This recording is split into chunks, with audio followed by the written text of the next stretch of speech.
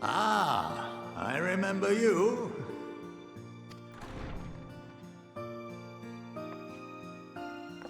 I pray we have not caught you at an inopportune moment. We wanted to offer our thanks for your kind words in the forum.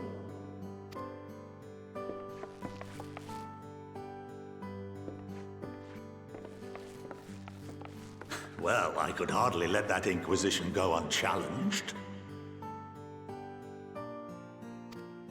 I've always believed that curiosity should be nurtured, not stifled. Thankfully, a majority of my colleagues agreed.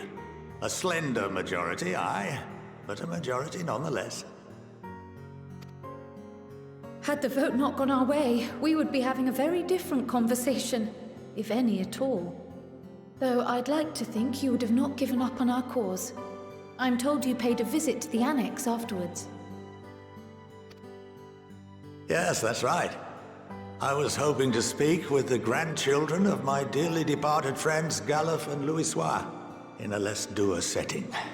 But it seems I just missed you.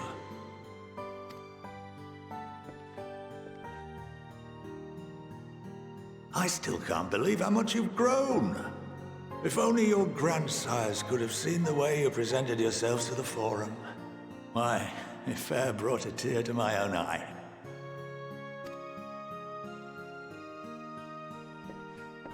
You must have the patience of a saint, putting up with this lot and their antics. Never mind Matoya's prize student. Luckily, I know a thing or two about managing unruly younglings. If you ever need advice, don't hesitate to ask.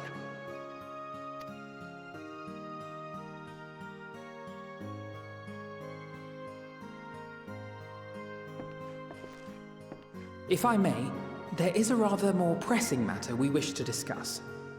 What can you tell us of this duty that the Forum must fulfill? Nothing, I'm afraid. Like all humble servants of the Forum, I am sworn to secrecy.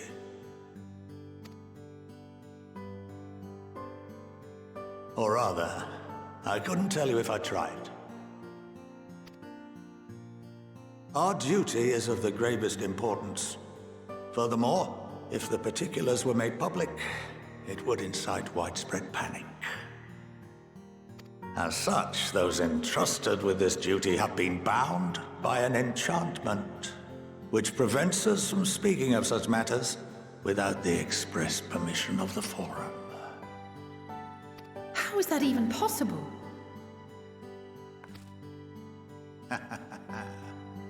It's been some time since I last gave a lecture. Please, take a seat.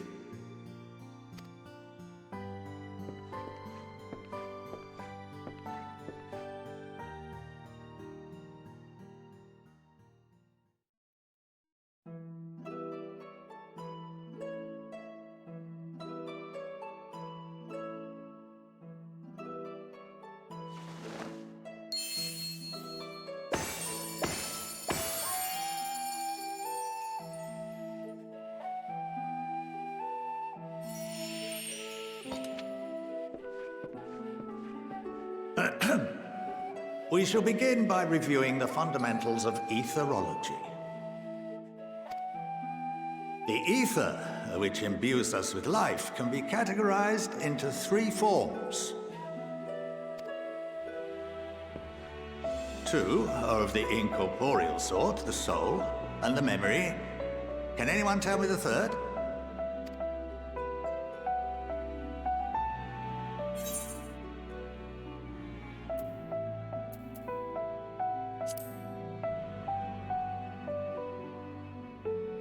Not entirely inaccurate, but nor is it the answer I was looking for. That would be Corporeal Ether. This is the form with which the layman is most familiar. Consumed by even the simplest of daily activities, and replenished by the food and drink that sustain us, this form of ether is in constant flux. In contrast, the ether that comprises the soul is rarely subject to dramatic change. The same can be said for memory, as the two are intrinsically linked.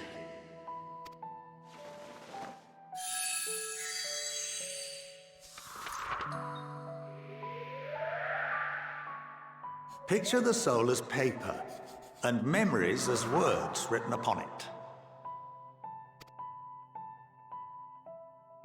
Now, what would happen if that paper was doused with ink? The same type of ether as comprises the memories.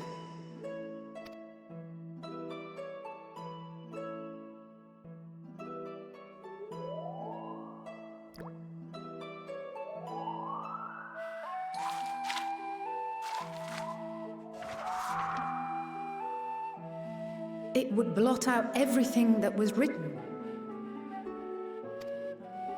Precisely. We would be unable to recall the memories, and any activities that depend upon them would be hindered as well.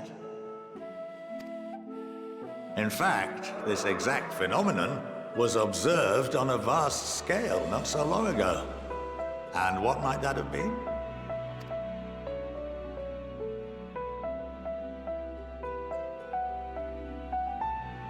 The 7th Umbral Calamity. The people of Eorzea vividly recall Bahamut breaking free of the Lesser Moon and raining hellfire down upon the realm. But no one could seem to remember the events that followed immediately afterwards. Indeed. To this day, we have yet to determine whether it was an unintended consequence or a deliberate act. The enchantment which binds me and the rest of the Forum is based on a similar principle. And yes, it is a contravention of the Sharlayan prohibition against the practice of memory manipulation. Only when a new member is inducted and told of our great duty are they subjected to the process. A necessary evil. You have my word that it would never be used to manipulate the populace? I should hope not. But can this enchantment be dispelled and your memories restored? If 9/10 of our members give their approval, then the process may be reversed. Then, and only then, would we be able to speak freely to others of our sacred duty. Barring that, we must wait until we return to the ethereal sea.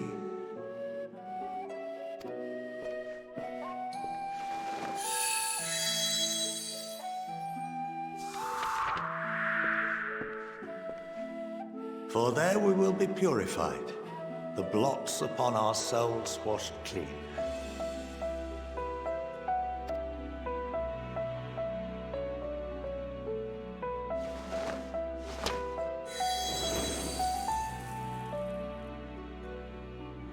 And our memories drift apart and dissolve, rather defeating the purpose, I suppose.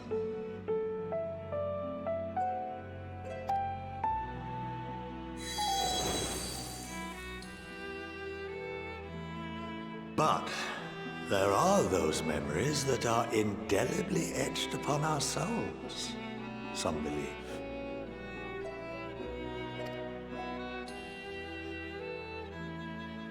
What happens after that?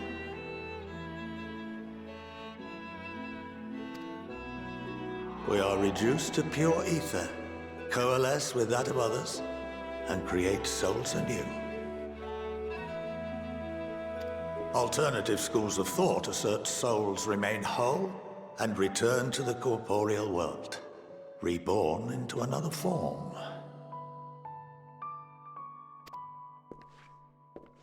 Both theories have their proponents.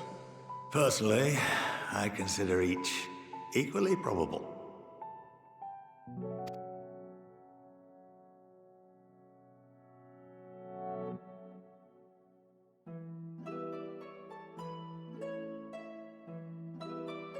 Well, I think that's enough education for today, now that I've given you some food for thought.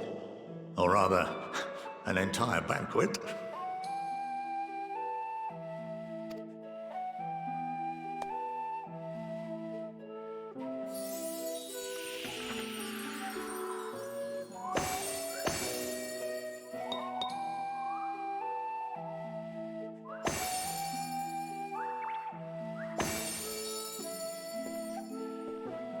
I would remind you that although I'm unable to assist you with certain matters, the resources at my disposal may still be of use to you. I'll arrange for you all to be given the run of Phenomenon. Of course, as associate to our alumni and the students of Baldessian, this privilege is extended to you as well, my friend. Oh, and I suggest you speak with Key Aliapul. She's well known among the artisans of Sharlayan, and her network of contacts may prove useful in your search for knowledge. I wish you all the best in your pursuits, wheresoever they may take you.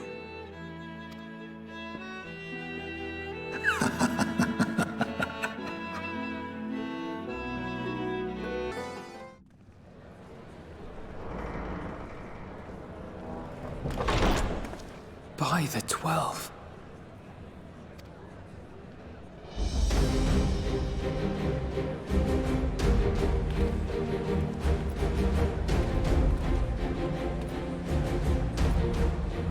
Glad you could join us.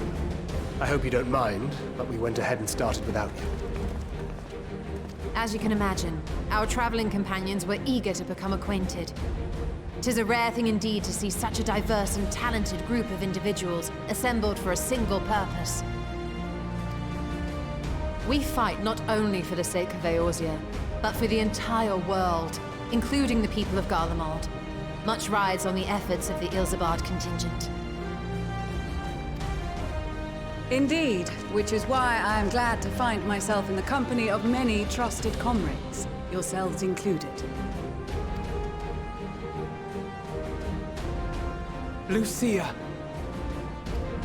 I have come at the behest of Lord Emmerich, who has honored me with the role of Ishgard's representative. And for the good of all nations, not least my former homeland, I am determined to see this mission through to its end. We have a hard road ahead of us, but walk it we shall, together.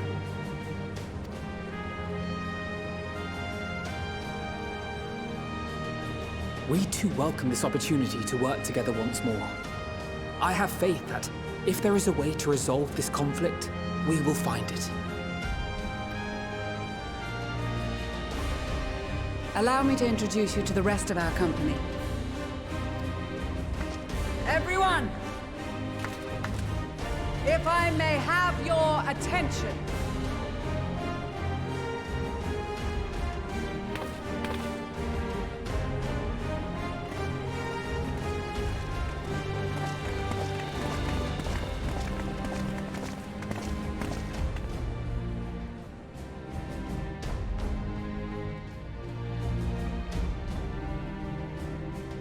Might I ask you to speak first?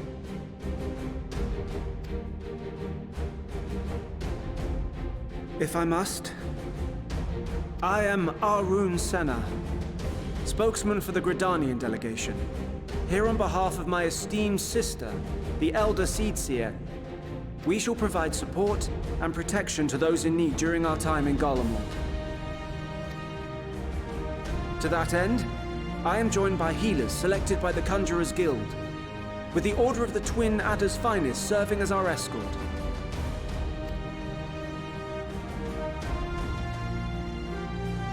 Suppose I'd better say my piece. Wait, I know you. The name's Sicard, in case you've forgotten. Truth be told, I'd rather you had forgotten. Any road, the Admiral asked Captain Hilfear to send his best, and for whatever reason, he picked me. Of course, if I'd refused, I'd be the laughingstock of the bloody executioners, and my reputation's taken enough of a keyhauling as it is. But more importantly, like any pirate worth his salt, I know when you're staring down a storm, you gotta trust in the commander of your ship. So if the Admiral wants us to go to Garlemald, not for plunder and glory, but the promise of peace in our time, then that's what we'll do.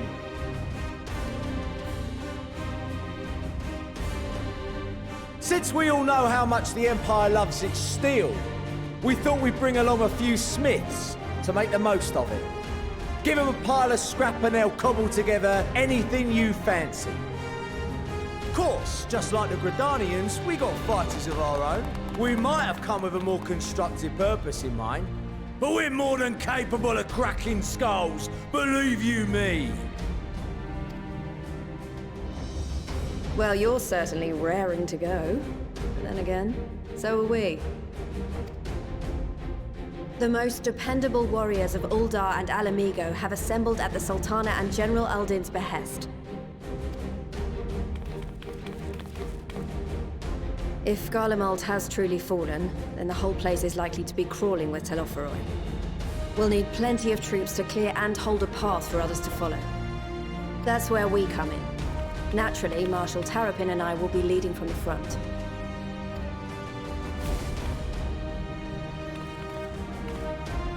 It's been some time since I last saw you in your element on the battlefield. From what I've heard, you've become pretty fearsome yourself. Master Matoya, the Avatar of Destruction.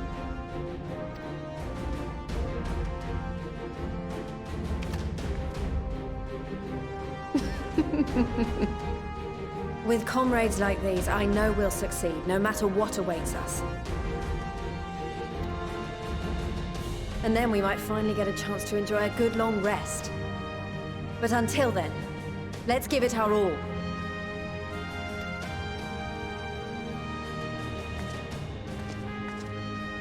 As for Ishgard, we Temple Knights have come in force to uphold our nation's commitment to the peace and welfare of our allies.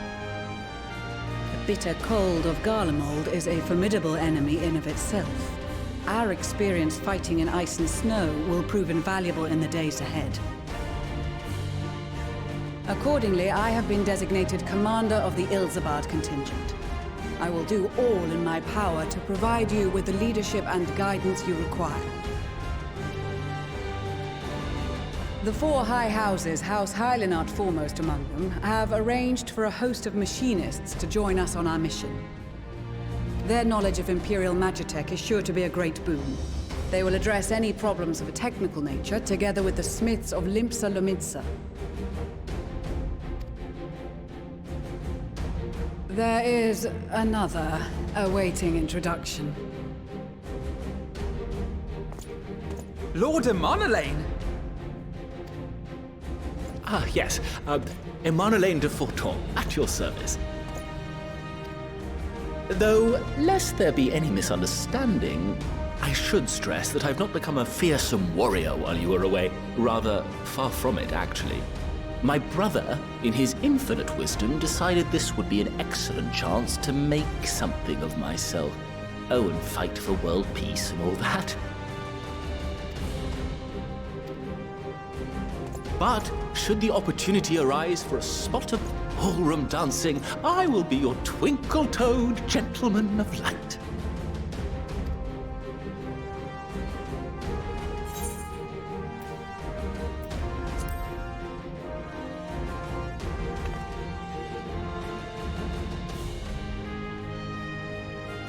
Huzzah! I cannot wait to regale Honoroa with my tales of daring-do. I believe that concludes introductions for the Grand Company of Eorzea. Our allies from the Eastern Alliance were due to arrive some time ago, but it would appear they have been delayed. Would that be the Shinobi of Doma? Actually, they've been tasked with relaying messages back and forth between the various Eastern nations.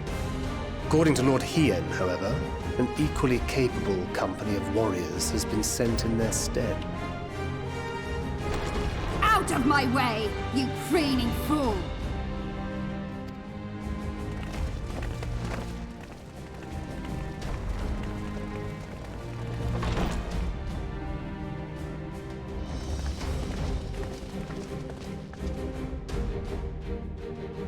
Forgive us for coming late. We are the delegates of the Eastern Alliance. Cyrena, and you've brought company. For battle and blood we come, as a step is sorely lacking in both. No towers befoul our lands, so we marched on those of Doma, only to find them beyond our reach. But now our thirst for slaughter will be slaked. No quarter to the enemy! Sadu Hatun, no. We go to make peace with the Iron Men, not war. Warriors of the Steppe, we've heard many tales of your bravery. We welcome you as allies. And these other ones you have brought are... Members of the Dalmascan resistance group, Lente's Tears.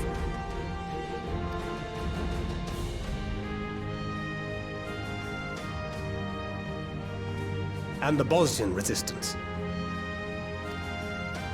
Between them, they have a wealth of experience in espionage, and are particularly adept at infiltrating Imperial facilities.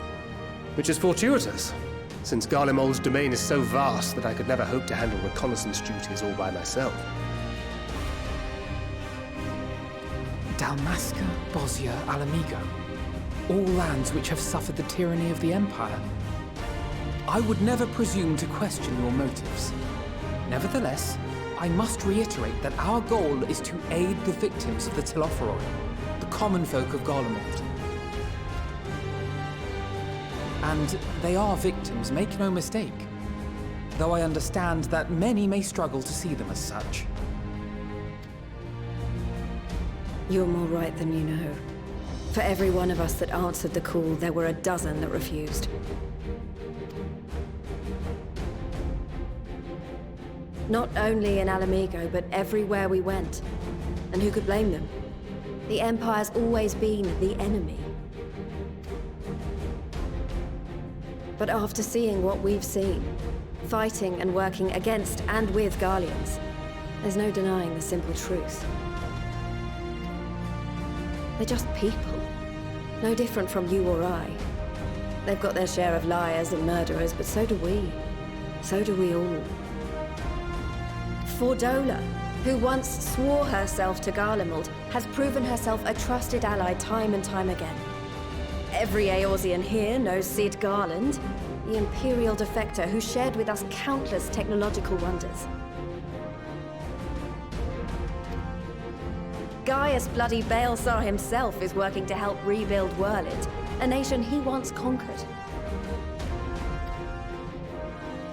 So you can believe me when I say that every fighter here understands and accepts that the Imperials are not monsters and are deserving of help. Or at least that they were able to put aside their feelings for the greater good. It won't be easy, but we're all determined to make this world a better place.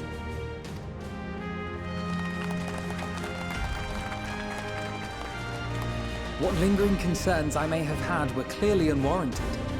I agree with everything you said wholeheartedly.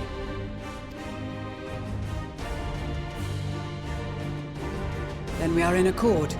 Now, let us review our strategy. To reach the Garlean capital in northern Ilsabard, we must cross the central mountain range. Fortunately, Garland Ironworks can provide aerial transport, sparing us this most treacherous part of our journey. However, attempting to fly any closer to Garlemald would attract the attention of the Telophoroi. As they appear to have seized control of the majority of the Imperial military, we must assume that includes its fleet. In addition, Garlemald possesses devices that can interfere with airship navigational systems, further discouraging an airborne approach. Given the circumstances, the closest we dare deploy our contingent is an area between the range and the capital, the Magna Glaciers. From there, we must travel the rest of the way on foot. We will also need to bring the airships with us to ensure we can withdraw with haste. Although much of the terrain will be blanketed in snow, we should be able to make use of local roads and shipping facilities. The vast ice field will afford us an unobstructed view of the surrounding area. On the other hand, it will also allow others to easily spot us, so it is imperative that we only make camp in positions where we can easily defend ourselves. And the airships, which must be kept safe at all costs. We cannot account for every possibility, so we must be prepared to think on our feet. We will be tested. Sorely tested, I expect. But for our homes and for our people, and a people not our own but in need, we will succeed. Spare no effort in your preparations. Once we depart, there is no turning back.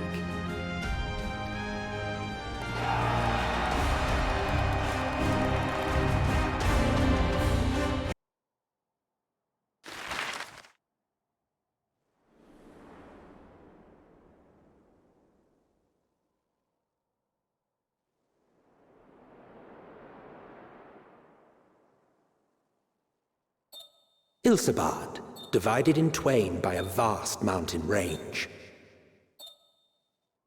Those who would traverse its jagged peaks face peril at every step. But why go by foot when one can simply fly?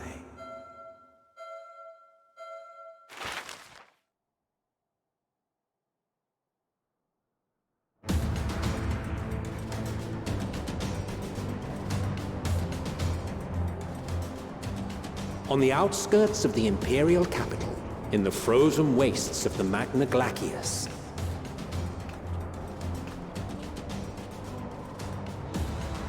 the winds howl in icy protest as if to warn against further trespass.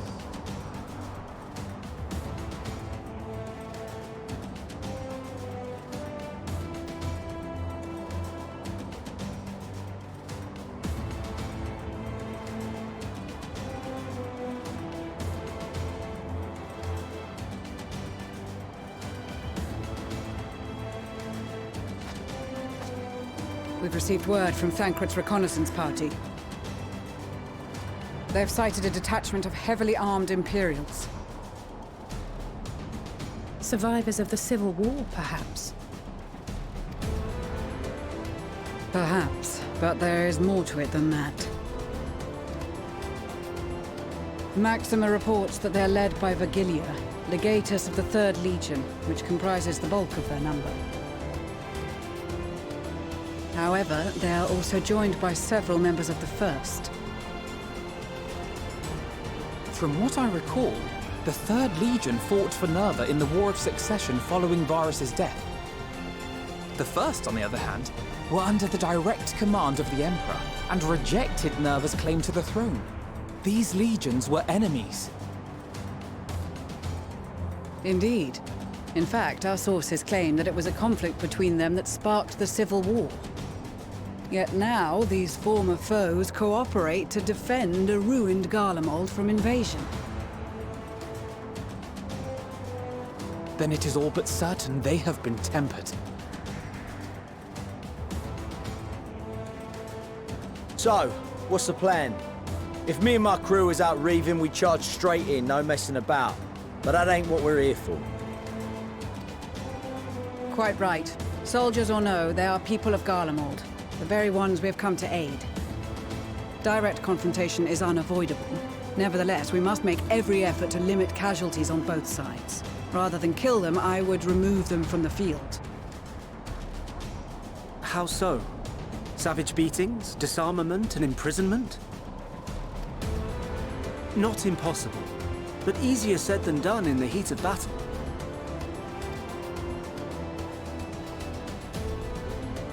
Having observed the opposition, I imagine Thancred had something to suggest? He did. He and the other scouts have already infiltrated a supply depot some distance beyond the Imperial detachment's current position.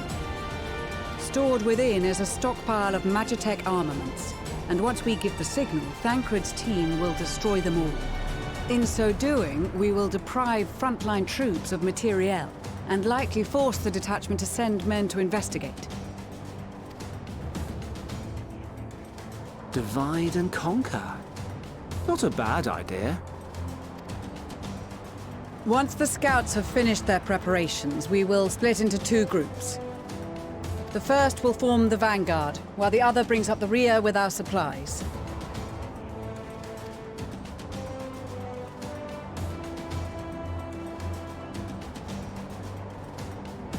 As for the Scions, I ask that you lend your assistance where you deem it needed most. I would prefer, however, that you accompany the rearguard and be prepared to join the van at a moment's notice. Kept in reserve as our trump card, so to speak.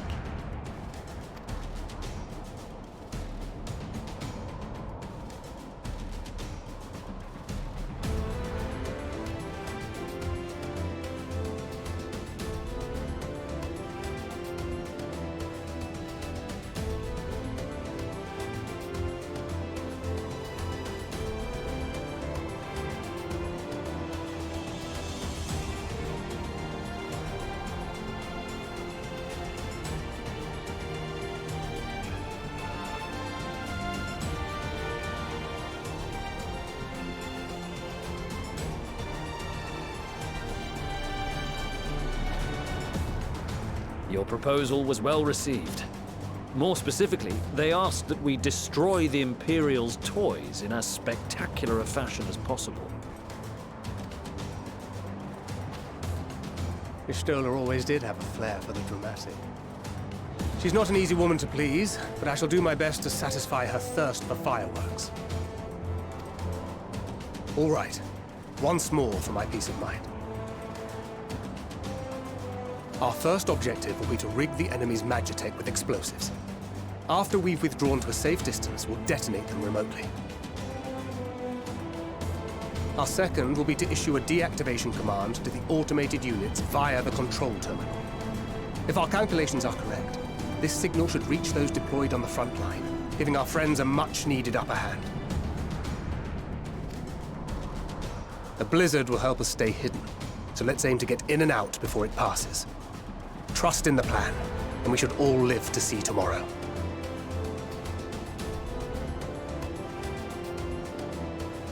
In the meantime, I will relay messages back and forth as the situation unfolds. You'll forgive me if I ask again, but are you certain you wish to play the lone wolf? Wouldn't have it any other way. Call it foolish and reckless if you like, but I'll get the job done. I always do. Very well. I wish you the best of luck.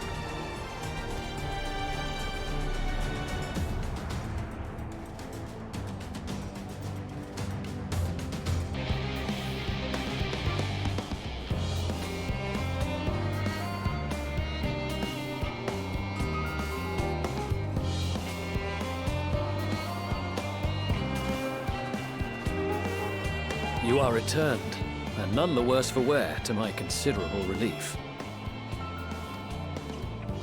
What news from our comrades? They stand at the ready. Excellent. Then let the fireworks begin.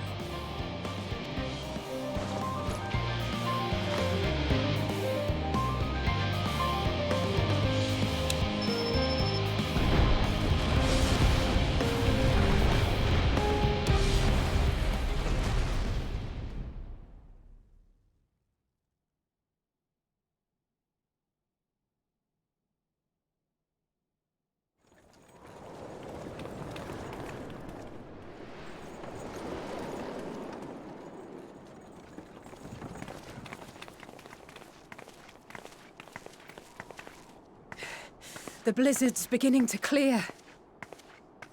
The Vanguard should be engaging the Imperials any moment now, if they haven't already. Y'shtola and the others are with them, so I'm sure they'll be all right, but...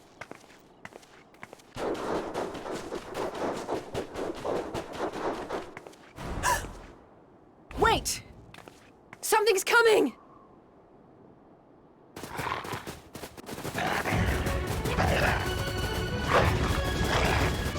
Oi, oi! Looks like we ain't the only ones who sent out scouts. Keep them away from the carriages! We lose those, and we're as good as dead!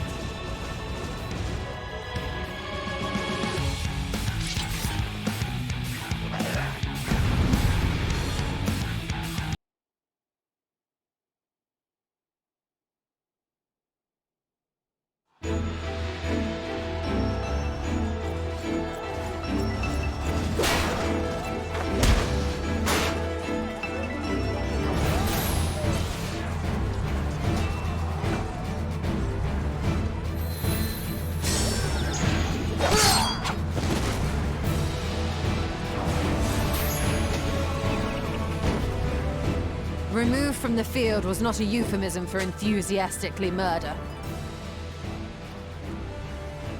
It's nothing that won't heal. In time. The trouble is, their tempering has made them utterly fearless. Subduing them would be easier if they had the capacity to submit in the first place. Well, this is the path our young charges would have us walk, and that we all agreed to follow. You knew it would be hard, yet still you pledged your lance, did you not?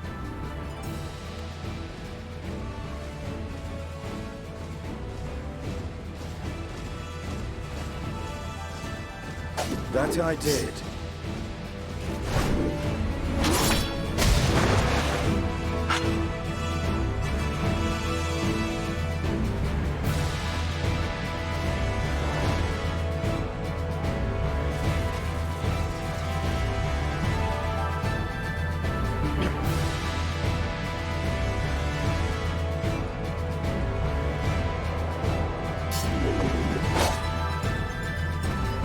That's Virgilia!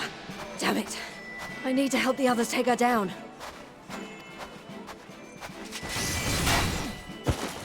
There's no end to them!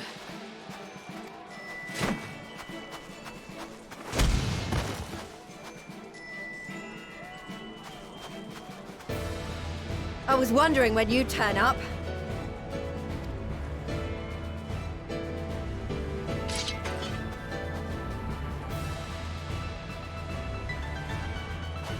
There's no stopping us now. Come on, let's show them what we're made of.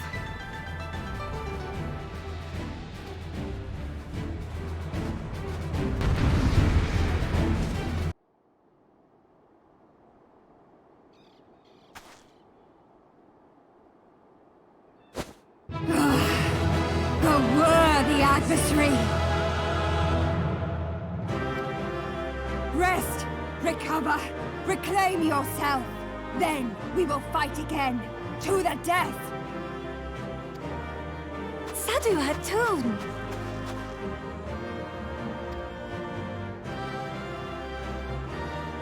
That was the last of them. The day is ours, thanks to your timely arrival. What of the supply caravan?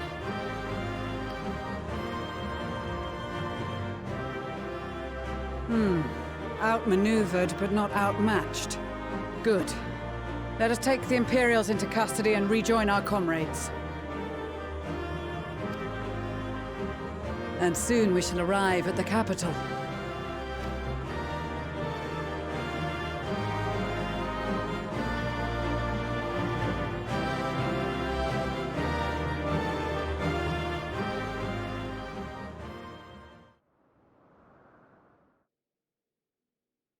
So cold and unforgiving.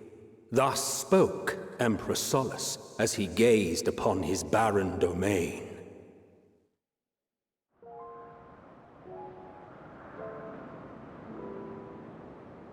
"800 years it had been since the Garleans first set foot here. Bested by the Kavosi after centuries of war and driven from fertile southern pastures into the blasted northern wastes.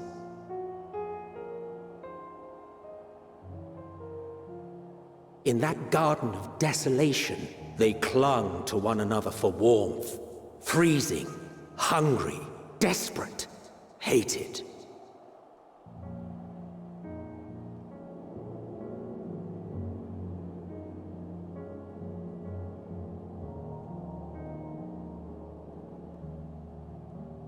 The chosen forsaken.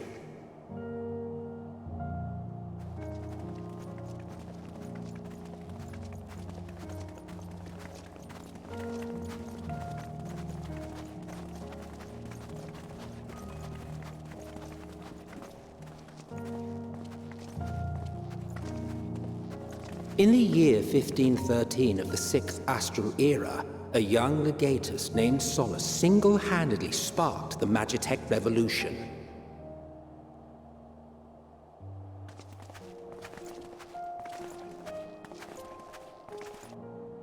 How did he conceive the machina that feed on ceruleum? Once a common, soft-spoken soldier, how had he so quickly ascended through the ranks? Like so many others, those who knew the truth are gone. Taking in the capital with his eyes for the first time, I recall thinking to myself, far colder on the earth than in the heavens. Yes, far colder indeed. Bitterly so.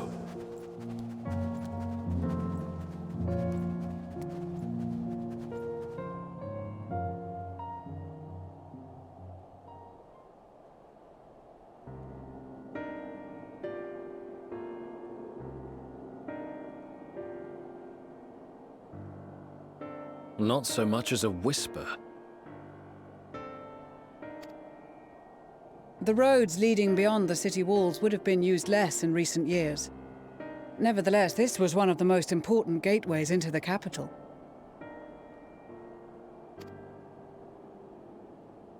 A buzz day and night with activity, aye.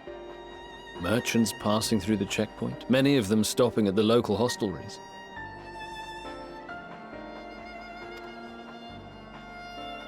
Surely they cannot all have been tempered. We can consider the question after we have made camp. If we spend any longer outside, we may well freeze to death where we stand. The tempered Imperials, too.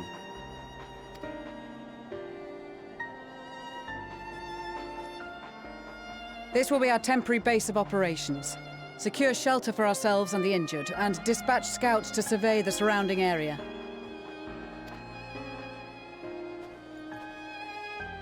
If we're planning on staying here a while, we ought to give this place a proper name.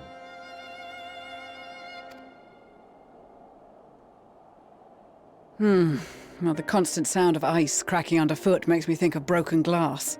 An apt name, perhaps. But enough of this. To work, everyone!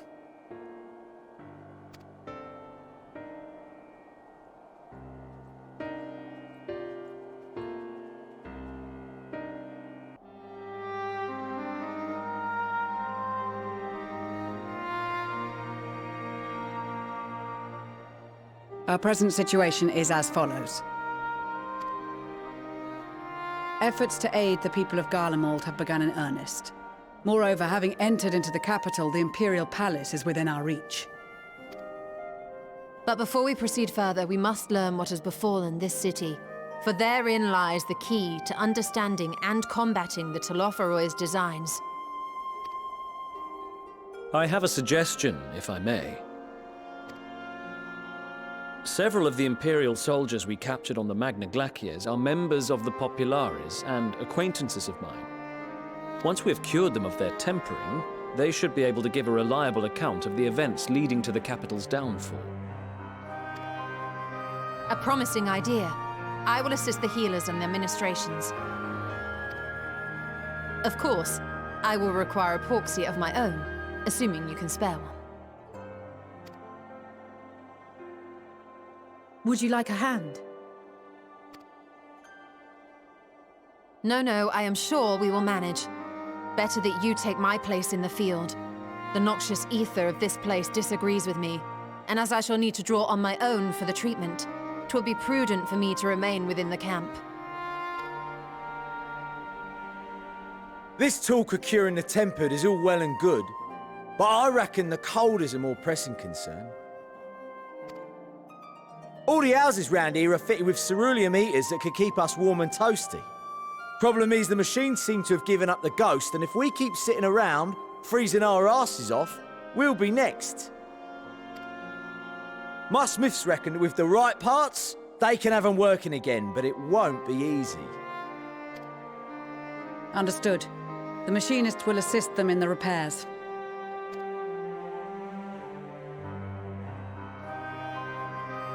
The rest of us should either stand watch or survey the area. We've made our presence known to the Telophoroi. They will be searching for us, if they have not already ascertained our position. That we have seen no sign of them since the battle suggests they have yet to do so. However, I suspect they may be biding their time. Or perhaps we are beneath their notice.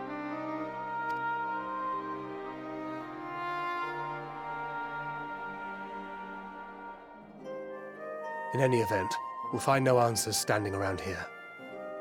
Urianger, Estinian and myself have visited Garlemald recently, so we'll lead the reconnaissance efforts. Perhaps bolstered by a few Bosnian and Dalmascian scouts from my previous excursion for good measure.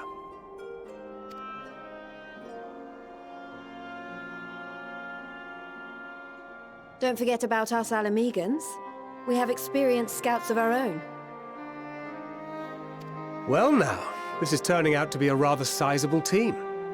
With such numbers, we should be able to cover a wide area with relative ease, including that surrounding the Imperial Palace. How about you, Graha? I have a feeling we'll find a use or two for that vanishing spell of yours.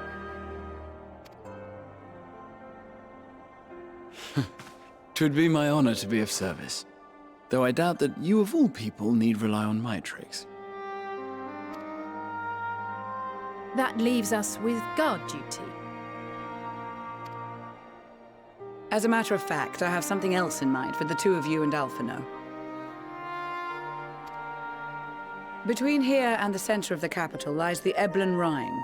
I would have you search the area for survivors. Your keen sense of direction, honed in your extensive travels, should prove useful in navigating the ice fields.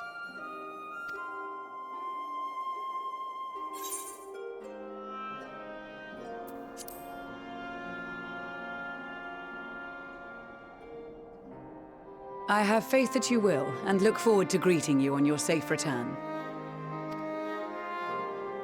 You all have your duties. Let us make haste.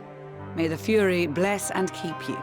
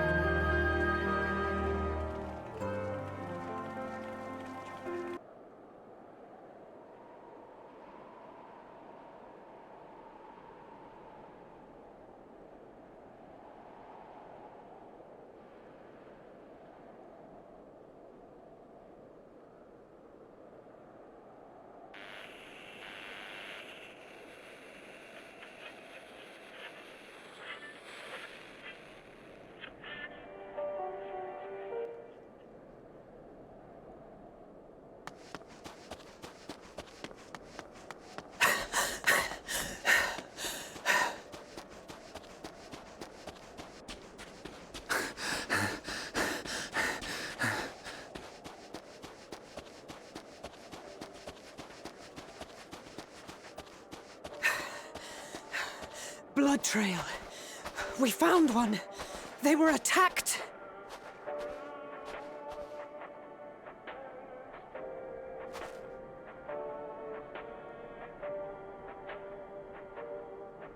No.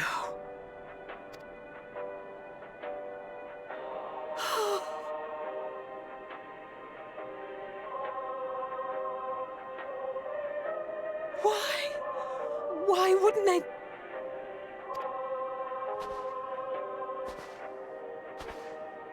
Safer to brave the wilds than trust in our magic.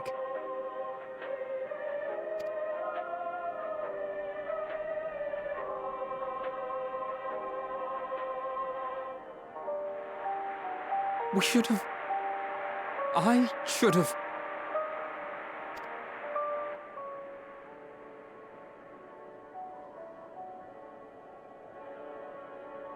We can't leave them like this. We have to take them home.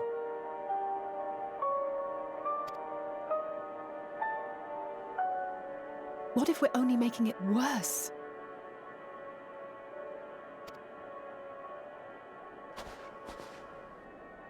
Maybe we don't belong here, but neither do they.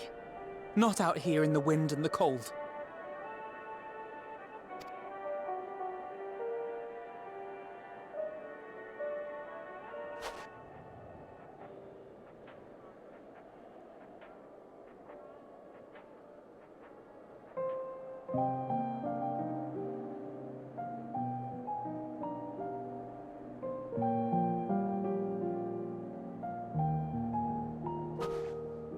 I heard the story about Varus's voice from beyond the grave. Of course, I didn't believe it, but Licinia and her sister did. Perhaps there is something to the tale after all.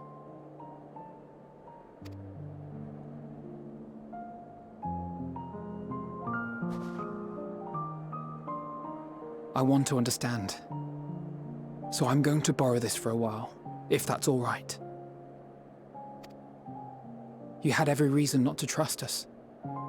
We came as trespassers, invaders. But I pray that in time, we will be more than that to you. That we will find a way to help your loved ones. And see that no more children are left to freeze alone in the snow.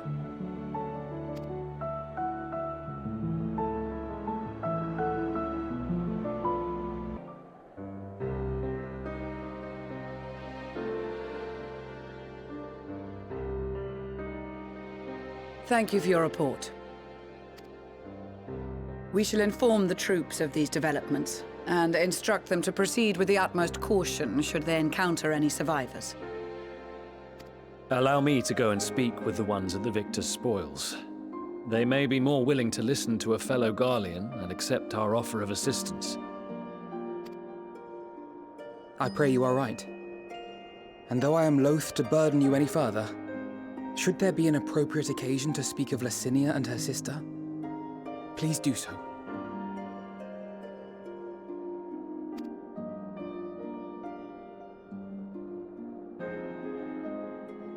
I am sorry to have put you through this.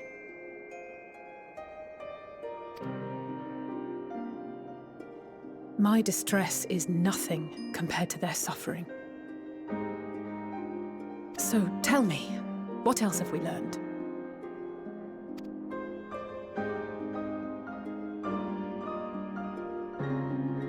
As you may have already heard, we have succeeded in curing the members of the Popularis, Maxima identified. They have provided us with some intriguing insights into the current state of Garlemald.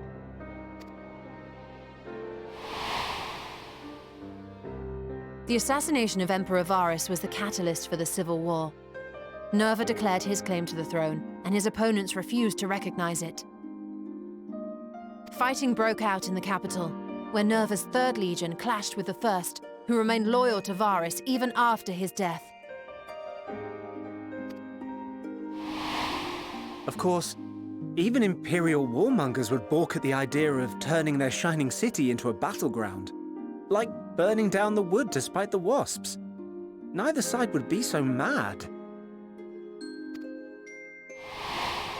Unless something or someone inflamed their animosity to such an extent that they could not help but act against their better judgment.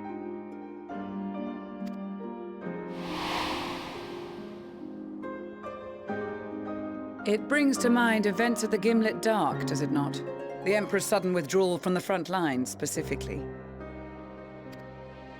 Nerva and his father, Titus, Varus's then political rival, took advantage of rumors that Crown Prince Xenos had been possessed by a demon.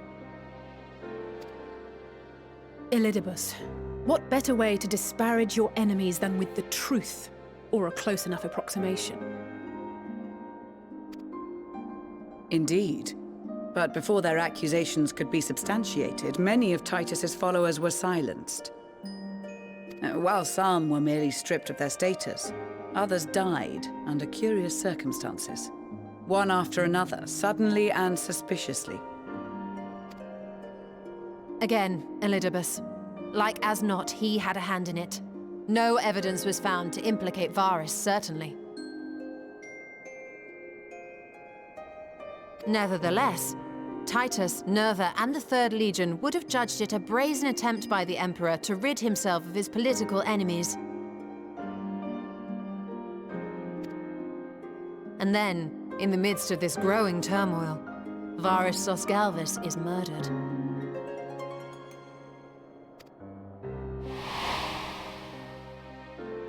And Garlemald's own prodigal son, Gaius van Belsar, is named the murderer.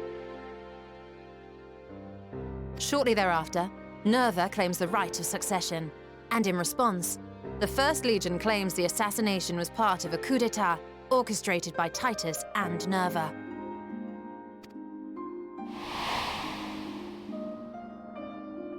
So no one is at fault, and everyone else is to blame. I should add that both parties received substantial financial backing, presumably to provide them with the means and encouragement to pursue a swift victory, and that these contributions came from the self-same benefactor.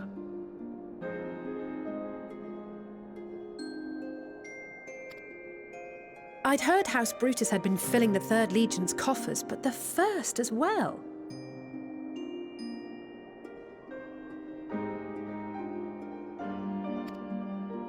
It would seem so. Though the Populares determined that the First Legion received funds from a variety of organizations, all had connections to House Brutus.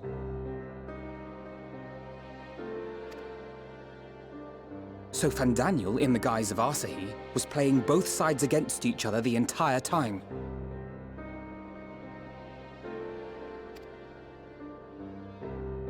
The information we gained from my friends does not end there.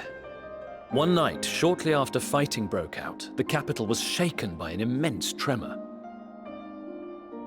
From that point onward, they have no memories, no recollection of any events, including our clash on the Magna Glaciers. But when asked about the Imperial Palace and its bizarre transformation, they somehow recall Emperor Varus giving them orders in their dreams.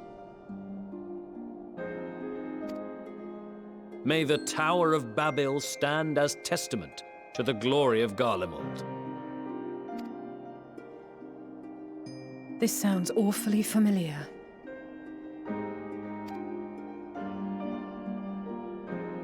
We have something to show you all.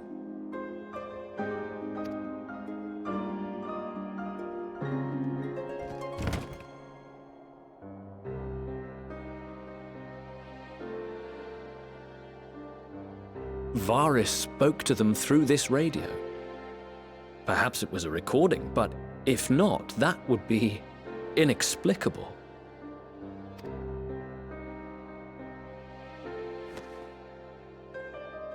We are of one mind, then.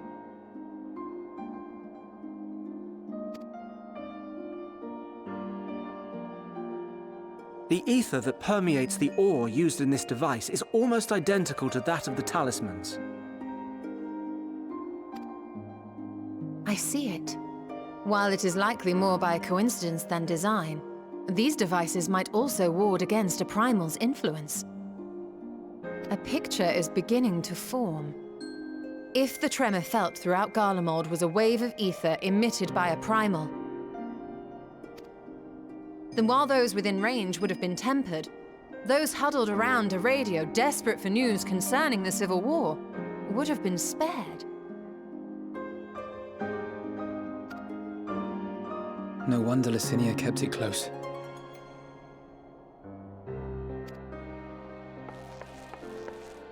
My friends! I must speak with you! A young man was caught trying to steal our supplies. He is a soldier of the Iron Men, we think, but one who has not been made thrall.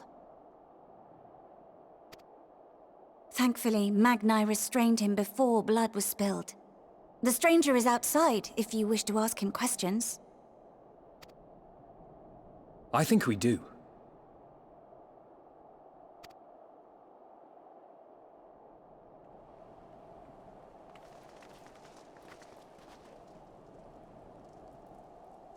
Who do we have here?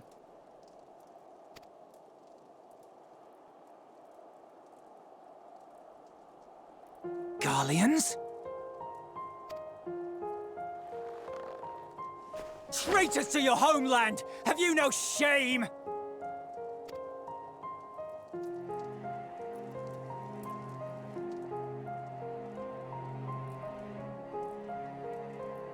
I am Lucia Junius, a Temple Knight of Ishgard. And you are? Iulus Pia Norbanus, And that's all you invaders will get from me. We are not here to invade Garlemald. Far from it. Like you, our allies in Eorzea and the Far East fight in defense of their lives and their loved ones even as we speak.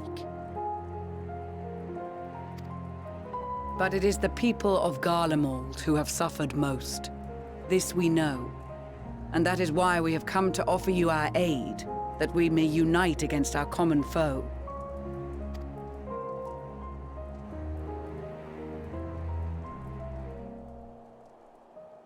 Whether you believe me or not, those are the facts. Now, answer me this. Why would a proud soldier of the Empire be reduced to stealing? The situation must be dire indeed for you to go to such lengths.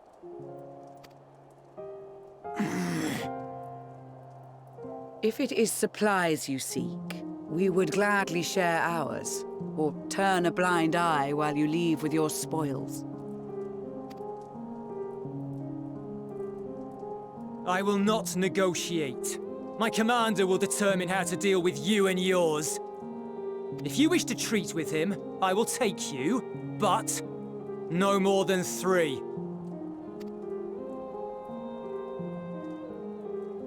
I don't much like the sound of that. But if we do accept his proposal, I suggest the 2 of us and...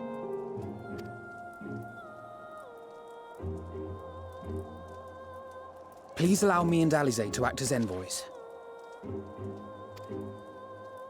May I ask why? We have seen with our own eyes the hardships the Garleans face. How their futures and lives hang in the balance. It's not the warmest invitation, but it's an opportunity to prove our intentions true. Maybe not a chance to make things right, but a chance to make them better.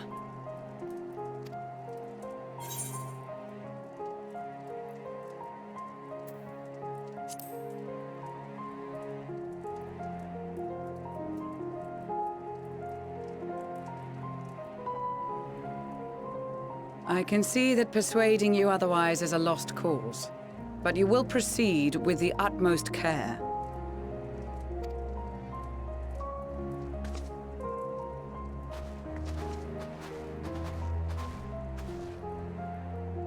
Couple of children and what? A sellsword? Is this an insult? Not in the least. You will find that they are more than qualified to speak on our behalf.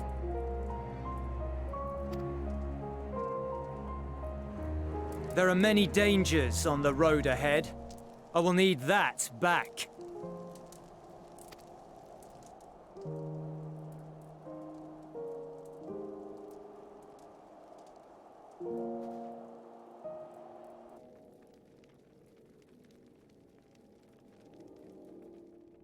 These are their chosen representatives.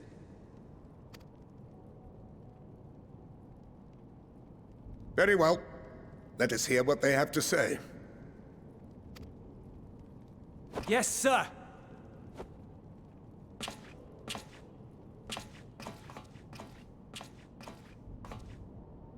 I present to you our commander,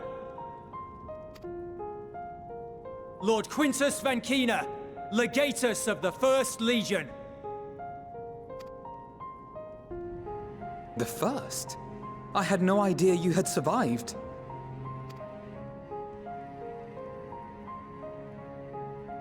We lost our Emperor, our city, more than half our troops. For my wounds, I may never take the field again. But we survived, aye. In a manner much to your liking, I dare say. We have no intention of adding to your misfortunes, nor do we bear you any ill will. Spare me. Though you children may speak in earnest, overtures of peace ever ring hollow in my ears. So long as man stands to profit from his neighbor's suffering, war is inevitable. Driven from our ancestral homeland into this blasted waste. Yet still you yearned to rob us of our paltry scraps. 'Twas only with Magitech that you learned to keep your distance. Though we knew it was only a matter of time before you regrouped and returned. Conquest and Empire were our only defenses. Emperors Solus and Varus understood this, and through their campaigns saw us grow and prosper. Much blood has been spilled in Garlemald's name, aye. But if it is a choice between yours and mine, then it is hardly a choice at all. I do not deny that a great many conflicts throughout history were driven by the desire or necessity to gain by another's loss. That is not why we are here. Nor have we come to petition your aid in the war with the Telophoroi, grave though that threat may be. Our purpose is simply this. We wish to help you. Let us help you. If there is aught that can be done to ease your plight, we would be glad to do it. Perhaps you would.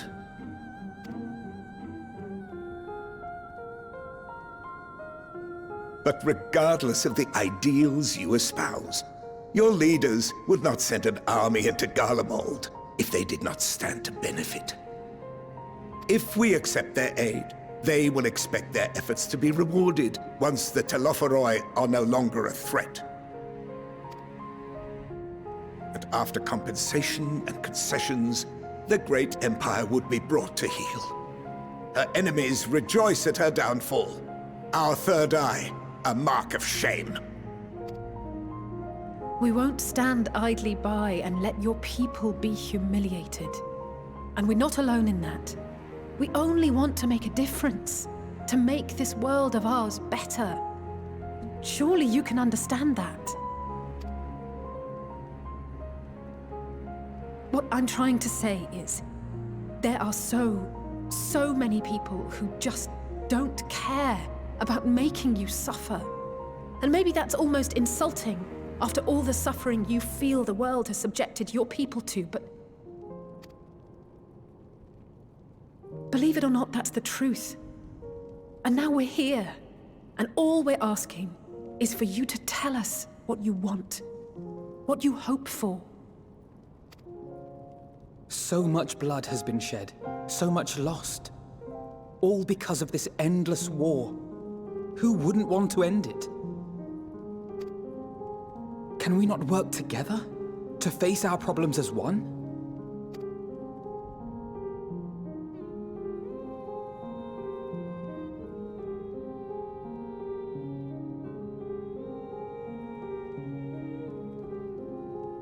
Answer me this, young peacemakers. If a world without conflict is your desire, why reject the unity and prosperity of Garlemald?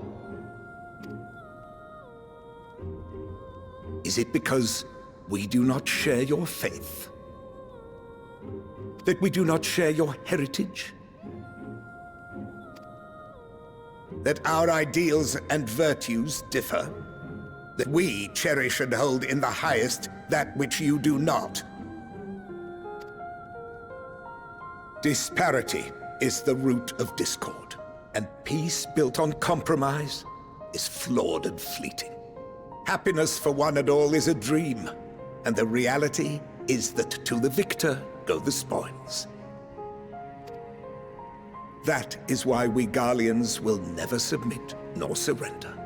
For freedom and for pride, we will remain true to ourselves until the bitter end. That is my hope.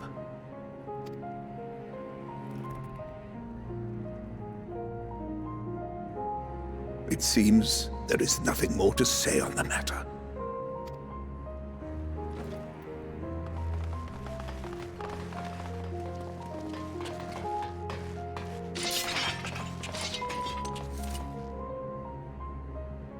You will remain here while I decide what is to be done with you. Do not be alarmed. No harm will come to you if you cooperate.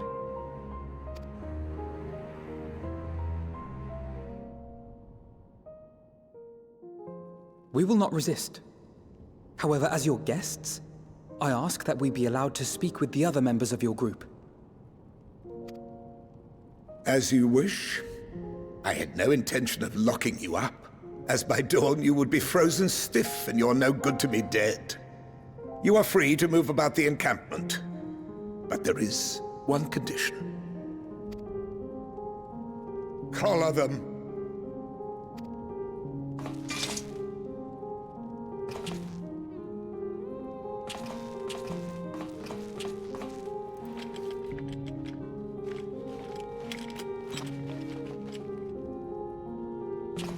What are these?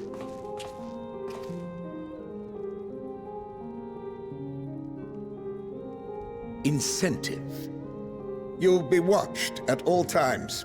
Stray too far or act suspiciously, and we will administer a rather painful shock. Stop! Keep away from that one.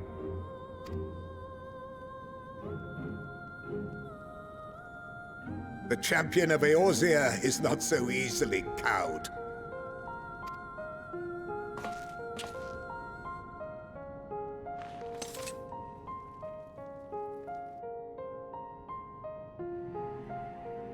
Even if she allowed herself to be collared, the shock would be no more than an itch.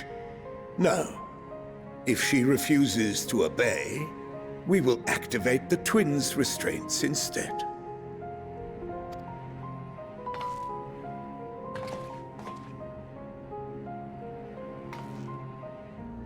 You needn't worry about us. We'll forget we're even wearing them soon enough. Even now, you still... Why go to such lengths? What is it all for?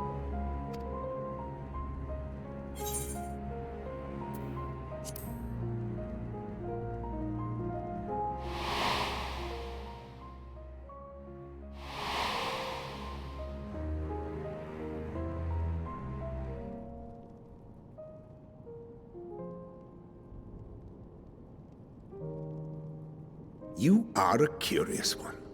A far cry from the merciless barbarian others paint you to be. You will be their warden. Take them away. Yes, sir.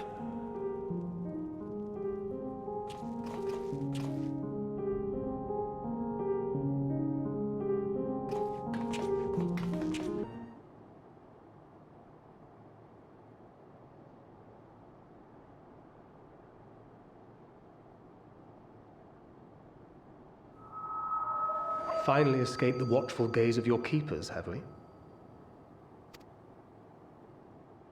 Don't react. You'll only draw attention to yourself. Just carry on as you are and listen. After you left with the Garlean lad, Lucia bade a few of us scouts follow you at a discreet distance. We observed you being led into the station, but decided against venturing inside. When you emerged sometime later, and we saw that the twins were sporting Magitech collars, it was clear what had taken place. Now, as quietly as you can, tell me everything.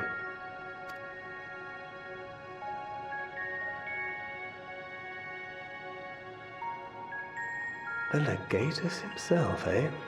Now there's a surprise. This is also the first I've heard of a plan to join forces with the 10th and storm the Tower of Babel. An interesting development, and perhaps the opportunity we've been waiting for.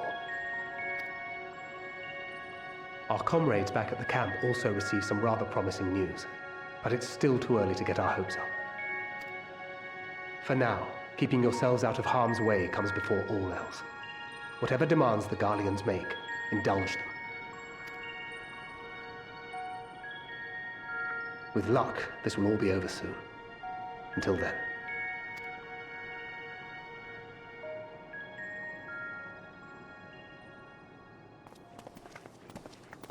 They had not gone far. We searched high and low, but no luck, I'm afraid. I might have guessed you'd be the only one to find anything. I wasn't expecting much to begin with. Eventually, there will be nothing left out here for us to safely salvage. For now, this will have to suffice. We should return to the station.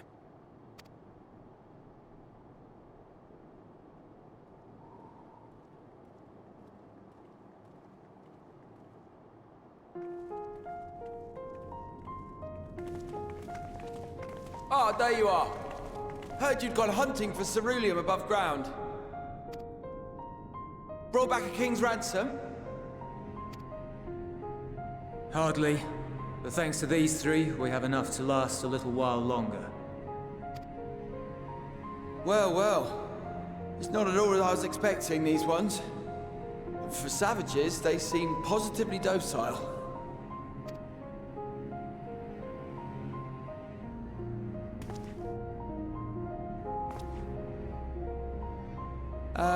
It's a poor attempt at humor.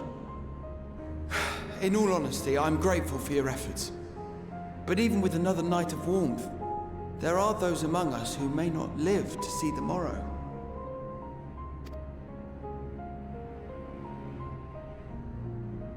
I trust your expedition was fruitful. Lord Quintus!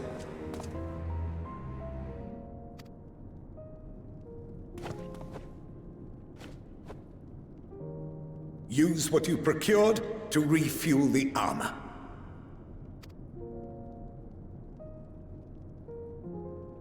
But, sir, what about the heaters for the camp?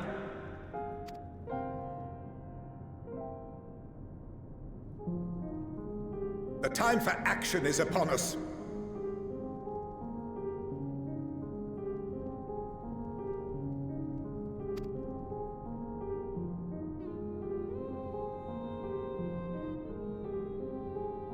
My men and I have matters to discuss. In the meantime, you are to wait here. Do not forget, you are being watched.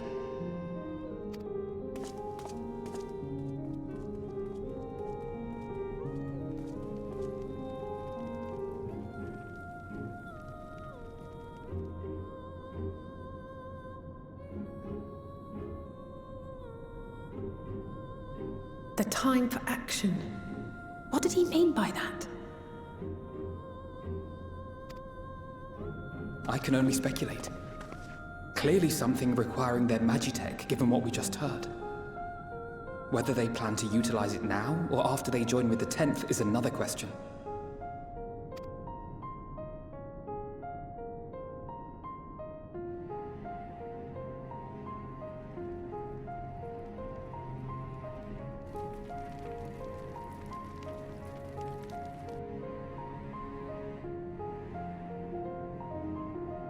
Will they ever escape this cold? Return to and reclaim the idyllic spaces of which Eulus spoke?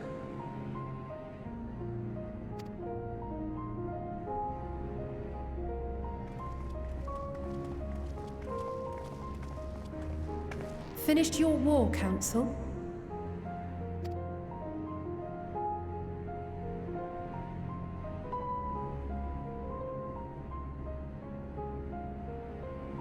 Alphino and Alizé are to stay here, as our prisoners. They will be released once your comrades have relinquished their supplies and withdrawn from Garlean soil. Until our terms are met, they will be detained at a separate location.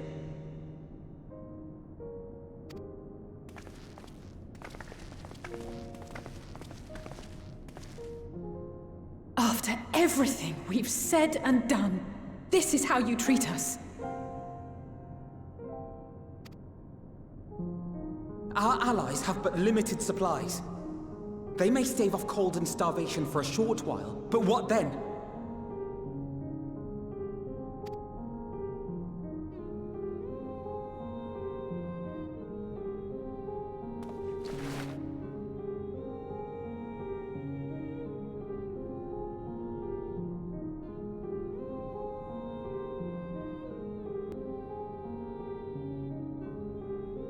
For now, keeping yourselves out of harm's way comes before all else.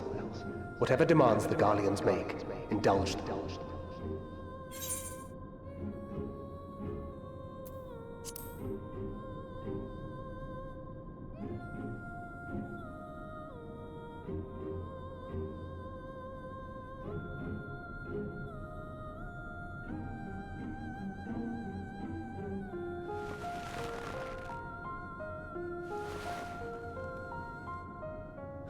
Get them out of here.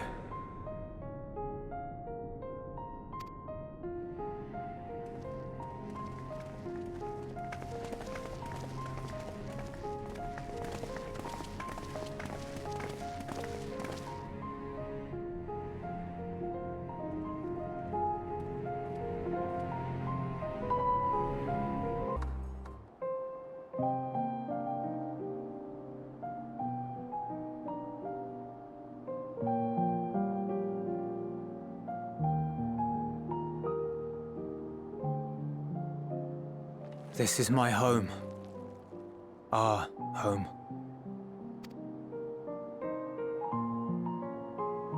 At least it was, until that night. I was with Lord Quintus when the capital fell, and thus spared.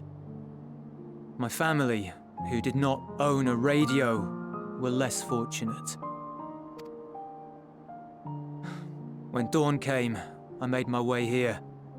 My parents, my little brother and sister, they were still inside. But they weren't themselves, and they tried to. And I had to.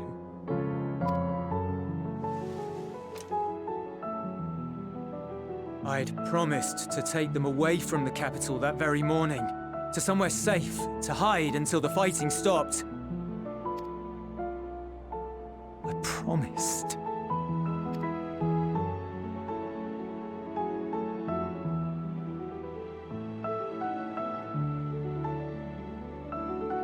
The Garlean flag bears a chain, the bonds between our countrymen.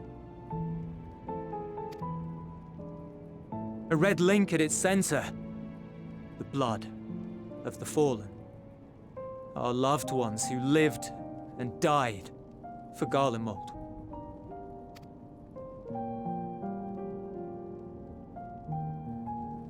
But if she too fell, who would be left to remember them and their sacrifice? What enduring proof would there be that they were ever here? If we had turned to your gods, would they have saved us?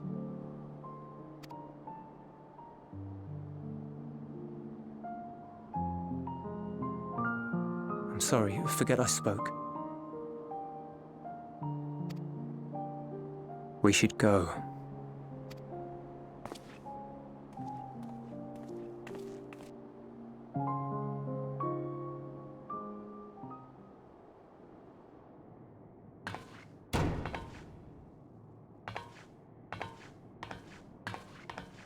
It's no use. Believe me, I do not enjoy being here any more than you. But she wanted us to play along, so that is what we will do.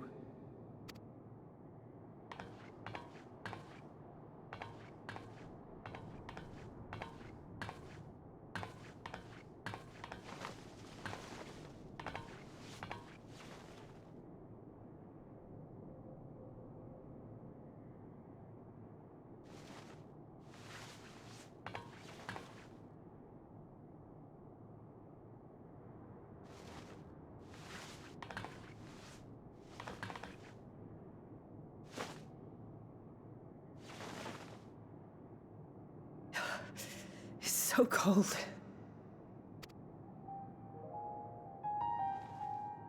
Painfully so. Unbearably.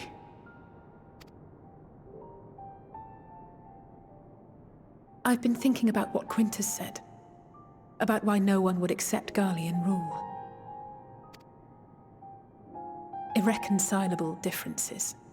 When coexistence isn't an option, only conquest remains. Varus at Gimlet said much the same. Only by uniting the world beneath a single standard would we rid ourselves of the Ascians. united as one people, one race cleansed of imperfections, a cold and unforgiving vision. And when we fail to live up to their standards, what place is there for us in their world? But the truly sad, truly frustrating thing is how damnably similar it all is to the lofty ideals of Father and the Forum. Non-intervention. Always non-intervention. Protect our knowledge and our people, and to hells with the rest of you. And yet, I can see how it happened. Varus and Father looked to their elders for guidance and took their virtues as their own. But for this world was of their making. In who else could they place their trust?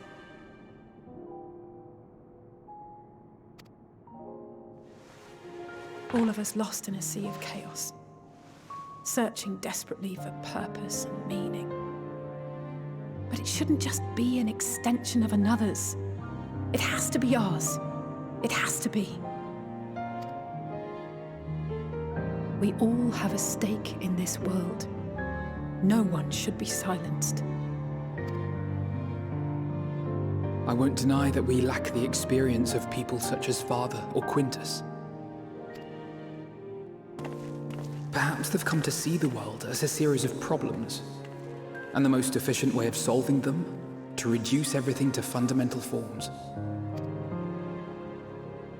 A stone is a stone, a cloud, a flower, no more than that. Simple descriptions that strip the subject of distinguishing characteristics. A man is a man, divided according to race, creed, or allegiance, and to some, defined by such associations. Is that what you think? In my misbegotten youth. But what I believed wisdom was no more than aggressive ignorance. I've since learned to look beyond the banners and the politics, to see people as individuals with their own hopes and dreams. As for my dream of building a better world, well, every day I'm reminded that it is far more complex than I had ever imagined. But it only spurs me onward, to find the wisdom and the strength to see it through to the very end.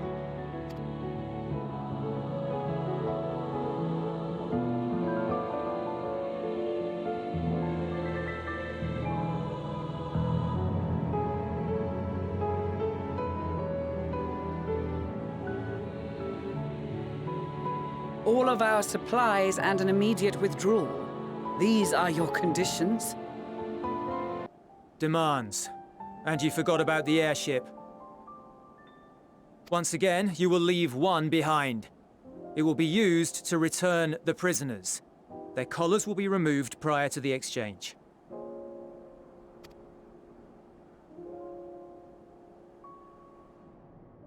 So in the end, not even Father's expertly worded rhetoric could deter you from your chosen course.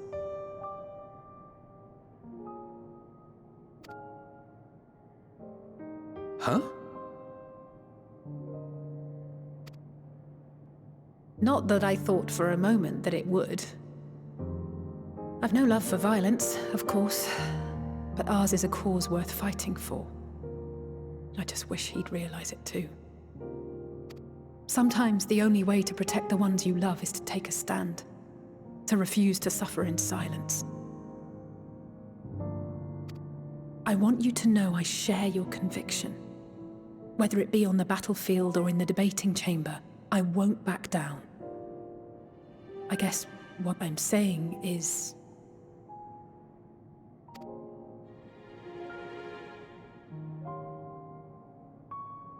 You've found your own reason to fight.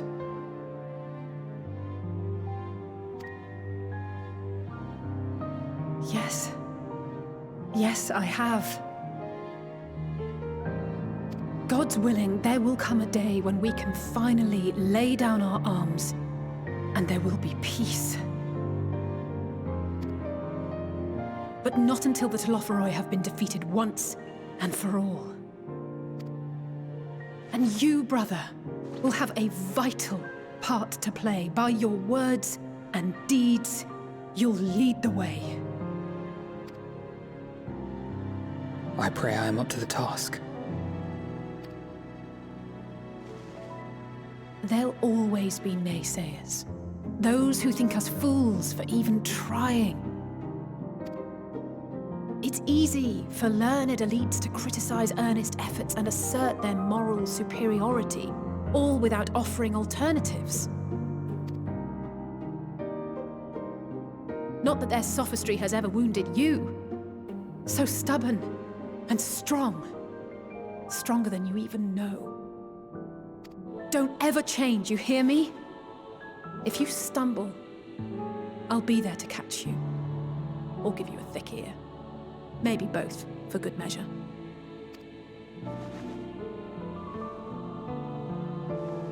Thank you, Alice.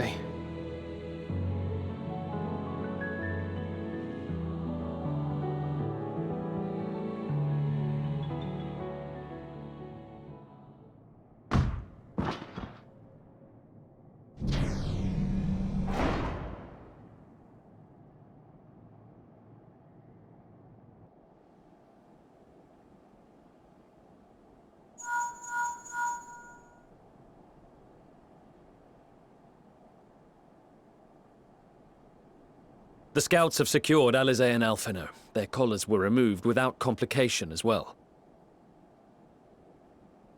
They report no casualties, not for their party nor the guards, who will wake from their premature slumber in due course.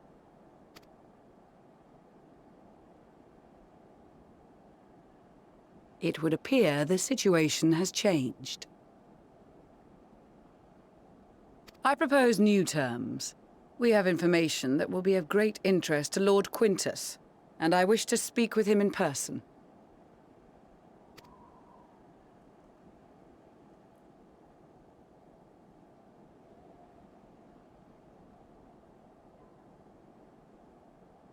No.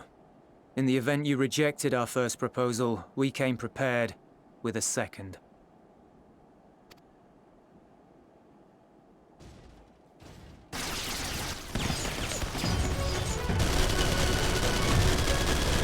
Ambush!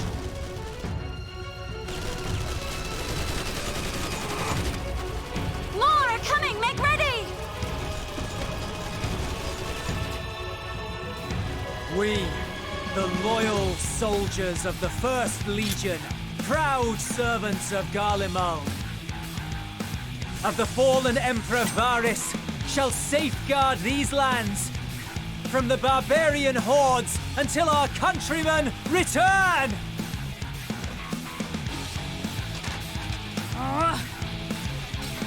Stop, both of you!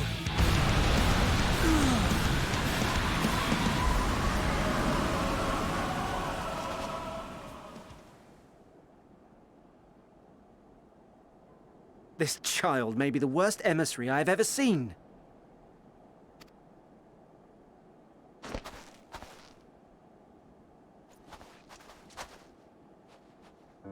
We received an urgent communication from the Grand Company of Eorzea.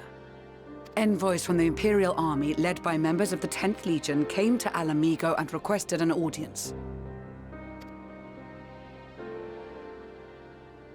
They explained that their efforts to coordinate the reclamation of the capital with the aid of the 4th, 5th, 8th, and 12th had ended in failure. Communication between most legions has broken down entirely. Most of the 10th's conscripts have deserted, leaving their forces severely depleted. That is why, unable to continue the fight on their own, they and their allies turned to the Grand Company of Eorzea for aid. Lies! Every word! It is the truth, and I have not finished. The 10th has requested that we deliver a message to Lord Quintus. Have the ill stand down.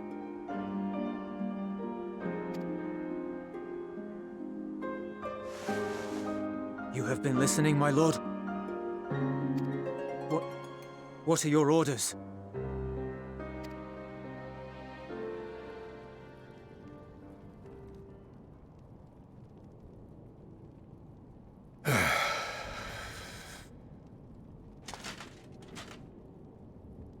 Inform her that we will honor the 10th's decision.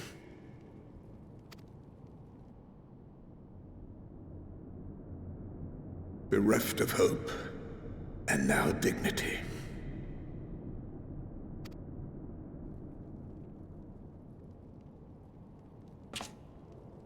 I release you from your duty. All of you.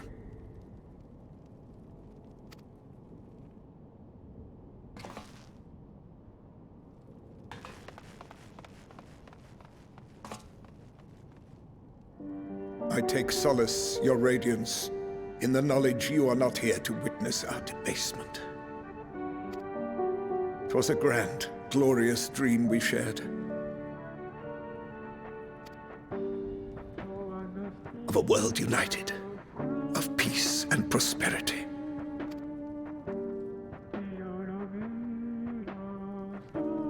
We are ghosts, you and I, memories of days gone by.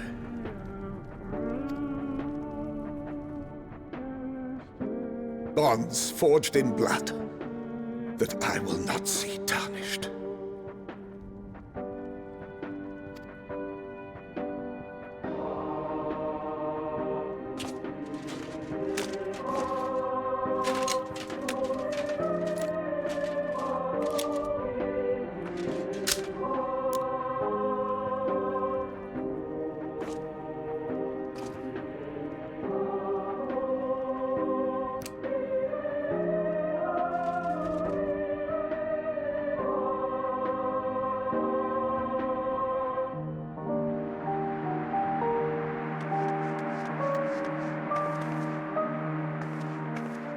Quickly! We have to reach the station before it's too late. If there is still a chance that Quintus will agree to a truce, we must take it. I just hope we get there before he and his men do something rash.